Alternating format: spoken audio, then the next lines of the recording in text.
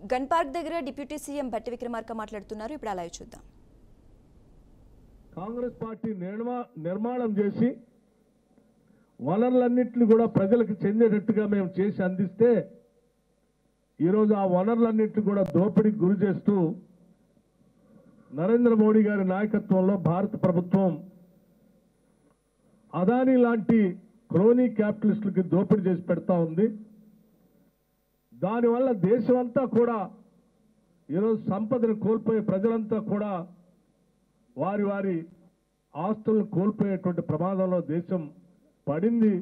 ఈ దేశం కోసం అఖిల భారత కాంగ్రెస్ కమిటీ పక్షాన మనమందరం నిలబడాలని చెప్పి ఆయన పెద్ద ఎత్తున పిలిపించినటువంటి విధానం కూడా మనందరికీ తెలిసింది. ఆనాడు వారు మాట్లాడినప్పుడు దేశంలో ఉన్నటువంటి వాళ్ళంతా కూడా పెద్దగా స్పందించకపోయినప్పటికీ తర్వాత వారు చెప్పినటువంటి అనేక విషయాలు ఈరోజు ఒక్కొక్కటి బయటపడుతూ ఈ దేశమే కాదు బయట దేశాల్లో ఉన్నటువంటి సంస్థలు కూడా లోతుగా అధ్యయనం చేసి హిడెన్బర్గ్ లాంటి వాళ్ళు ఇవాళ ఈ దేశ సంపదని అదానీ లాంటి వాళ్ళు ఏ రకంగా దోపిడీ చేస్తున్నారో స్పష్టంగా ప్రపంచానికే తెలియజేసేటట్టుగా వారి విచారణ బయటపెట్టారు. గతంలో ఒకసారి బయటపెట్టారు. ఇప్పుడు మరీ ఆశ్చర్యపడేటట్టుగా అసలు దేశ సంపదని జాగ్రత్తగా కాపాడవలసినటువంటి సెబీ లాంటి సంస్థకు సంబంధించినటువంటి చైర్మన్ గారే దీంట్లో కూడా ఉన్నారు అని వారు చెప్పినటువంటి విధానం ఈ దేశమే కాదు ప్రపంచం ఆశ్చర్యపోయేటట్టుగా వారు కొన్ని విషయాలను బయటపెట్టారు. ఆనాటి నుంచి శ్రీ రాహుల్ గాంధీ గారు పార్లమెంట్లో ప్రతిపక్ష నాయకుడిగా గళమెత్తి వినిపిస్తూ వచ్చారు. వారు ప్రత్యేకంగా చెప్పారు కూడా, మేము చెప్పేదే మీరు చేయాలని లేదు, కానీ మేము చెప్పేది మాత్రం వాస్తవం. ఈ వాస్తవాన్ని బయటకు తీసుకొని రావటం కోసం మాతో పాటు అవసరమైతే ఈ జాయింట్ పార్లమెంటరీ కమిటీ పార్లమెంటుకు సంబంధించినటువంటి అన్ని పార్టీలతో కలిపినటువంటి జేపీసీని నియమించి ఈ దేశ సంపదను కాపాడటం కోసం, ప్రజలను కాపాడటం కోసం మీరు ముందుకు రావాలి అని చెప్పి ఈ దేశ ప్రధానిని పార్లమెంట్లో నిలదీస్తే వారు తప్పించుకొని పోయినటువంటి వైనాన్ని కూడా ఈ దేశ ప్రజలంతా చూసి ఆశ్చర్యపోయారు. అందుకే ఈరోజు పార్లమెంట్లో ఈ దేశానికి నాయకత్వం ఇస్తున్నటువంటి ప్రధానమంత్రి గారు స్పందించకపోతే తప్పనిసరి పరిస్థితుల్లో దేశవ్యాప్తంగా ఈరోజు ఈ దేశ ప్రజల ఆస్తుల్ని సంస్థల్ని కాపాడటం కోసం తప్పనిసరి పరిస్థితుల్లో అఖిల భారత కాంగ్రెస్ కమిటీ శ్రీ మల్లికార్జున్ ఖర్గే గారి నాయకత్వంలో దేశవ్యాప్తంగా ఈరోజు పిలిపించింది.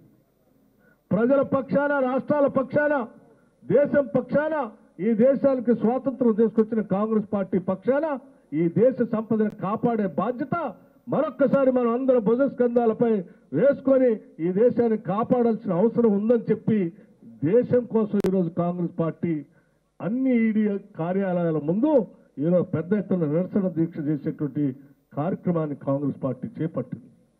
అందులో భాగంగానే ఈరోజు తెలంగాణ రాష్ట్రంలో కూడా దేశంతో పాటు ఈడీ కార్యాలయం ముందు రాష్ట్ర ముఖ్యమంత్రి రేవంత్ రెడ్డి గారు రాష్ట్ర కాంగ్రెస్ కమిటీ అధ్యక్షులుగా కూడా వారే ఉన్నారు. వారి నాయకత్వంలో ఈరోజు యావత్ కాంగ్రెస్ పార్టీ ఇక్కడ ఉన్నటువంటి మంత్రివర్గ సహచరులు కానీ, శాసన సభ్యులు కానీ, శాసన మండలి సభ్యులు కానీ, పార్టీ కానీ రాష్ట్ర వ్యాప్తంగా కూడా ఒకే ఏకోన్ముఖంతో ఈరోజు ఈడీ కార్యాలయం ముందు ఈ నిరసన దీక్ష కార్యక్రమం చేపట్టడంతో పాటు అదానీ దోపిడీ చేసినటువంటి ఆస్తుల్ని, వ్యవస్థల్ని తిరిగి భారతదేశానికి ప్రజలకే అందించేంత వరకు జేపీసీ వేసేంత వరకు మనం పోరాటం చేస్తామని చెప్పి ఈ కార్యక్రమాన్ని తీసుకోవటం జరిగింది.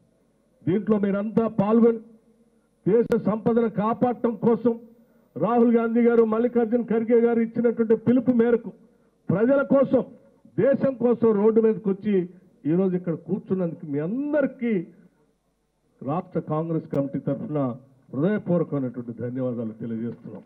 ఈరోజు మనం ఇక్కడ కూర్చుంది ఇదేదో మన కోసమో లేకపోతే కాంగ్రెస్ పార్టీ కోసమో కాదు. ఈరోజు మనం అందరం ఇక్కడ రోడ్డు మీద ఈడీ కార్యాలయం ముందు కూర్చున్నది ఈ దేశం కోసం, దేశ ప్రజల ఆస్తుల్ని కాపాడటం కోసం. ఈ సంపదని ఎవరో కొద్దిమంది క్రోనీ క్యాపిటలిస్టులు దోపిడీ చేస్తూ ప్రజలకు చెందాల్సినటువంటి ఆస్తుల్ని, వ్యవస్థల్ని ప్రజలకి కాకుండా చేస్తున్నటువంటి వ్యక్తుల నుంచి ఈ దేశాన్ని కాపాడటం కోసం మరొక్కసారి కాంగ్రెస్ పార్టీ ఈరోజు దేశవ్యాప్తంగా చేస్తున్నటువంటి ఈ కార్యక్రమం ఒక గొప్ప ఉన్నతమైనటువంటి కార్యక్రమం. ఇటువంటి నోబెల్ కార్యక్రమం, ఉన్నతమైన కార్యక్రమం కోసం ప్రతి కార్యకర్త, కాంగ్రెస్ నాయకులు ఈరోజు ముందుకొచ్చి పనిచేస్తున్నందుకు హృదయపూర్వకమైనటువంటి అభినందనలు తెలియజేస్తూ, దీనికోసం ప్రత్యేకంగా ఢిల్లీ నుంచి వచ్చినటువంటి సల్మాన్ ఖుర్షీద్ గారికి, అఖిల భారత కాంగ్రెస్ కమిటీ ఇన్ఛార్జ్ సెక్రటరీ శ్రీమతి దీపాదాస్ మున్షి గారికి కూడా ప్రత్యేకంగా ధన్యవాదాలు తెలియజేస్తూ, నాతో పాటు పాల్గొన్నటువంటి మిత్రులందరికీ నా హృదయపూర్వకమైనటువంటి ధన్యవాదాలు తెలియజేస్తూ, మనం అందరం ఈ దేశ సంపదను కాపాడేంత వరకు ముందుండి నడుద్దామని చెప్పి మీ అందరికీ మరొకసారి నా హృదయపూర్వకమైనటువంటి ధన్యవాదాలు తెలియజేస్తూ సెలవు తీసుకుంటాను. జై హింద్, జై కాంగ్రెస్.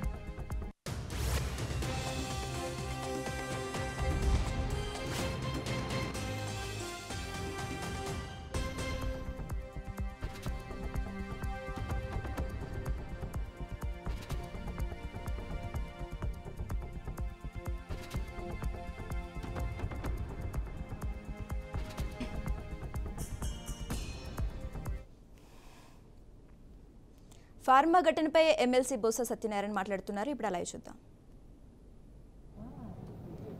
అని నేను అనుకుంటాను, మేబీ రాంగ్ ఆర్ రైట్. లేకపోతే ఎవడో నవ్వుతాడండి, సామాన్య ఇక్కడ వచ్చి చూడకపోతే ఇది మానవత్వం ఎవడో చేయాలి కదండి. ప్రభుత్వంలోనే ప్రభుత్వం లేకపోయినా నేను ఇప్పుడు అక్కడికి వెళ్దాం అనుకున్నాను. ఎక్కడికి ఇప్పుడు మేము అందరం కలిసి మా నాయకులు అందరం కలిసి వెళ్దాం అనుకున్నాం. పోలీసుని అడిగాను, లేదండి ముఖ్యమంత్రి గారు వస్తున్నారు, దాంట్లో మనం కాంట్రవర్సీ ఉండకూడదు, వాళ్ళు వెళ్తున్నప్పుడు వచ్చి పోలీసు దానికి సెక్యూరిటీ వ్యవహారం ఉంటాయని, సరే వాళ్ళు వెళ్ళిన తర్వాత వస్తామని చెప్పాము. అంత ఉందాక పరిస్థితి, అందుకే నో అని అనలే కదా కదండి. అది సాంప్రదాయం. అది పద్ధతి. ఎవరు దేనివల్ల వ్యవస్థకి ఏది జరిగినా వ్యవస్థకి నష్టం జరగకూడదు.